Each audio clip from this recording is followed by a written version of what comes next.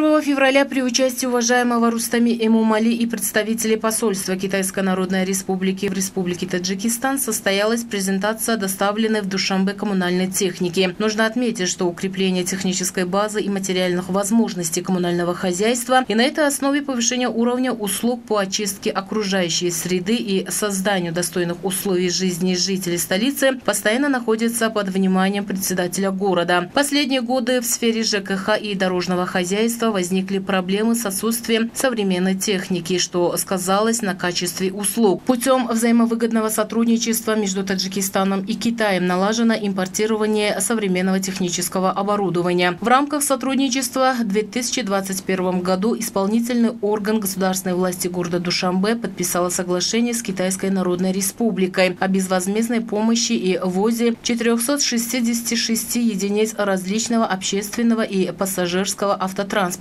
За счет реализации соглашения в 16 этапов в столицу было доставлено 413 единиц техники, и еще 53 единицы находятся в процессе ввоза. В ходе презентации уважаемому Рустами Эмомали были представлены 155 автобусов различной вместимости, 52 грузовых автомобиля, 48 специальных мусоровозов, 40 поливальных машин, 22 малых грузовика, 20 пассажирных автомобилей, 7 грейдеров, а также специализированное оборудование. В связи с этим, с участием специалистов с Китайской Народной Республики в течение 1 месяца проведены онлайн-тренинги с работниками предприятий и учреждений столицы и должностными лицами соответствующих структур с исполнительным органом государственной власти города. Следует отметить, что с внедрением данной коммунальной техники технические парки предприятий отрасли будут полностью модернизированы, усилены за счет имеющейся техники, и их деятельность станет более эффективной. Уважаемый Рустами Эмомали отметил, что мэрия и впредь будет принимать необходимые меры по укреплению технической базы коммунальных предприятий и созданию хороших условий труда, а значит и по дальнейшему совершенствованию бытового обслуживания жителей и гостей столицы.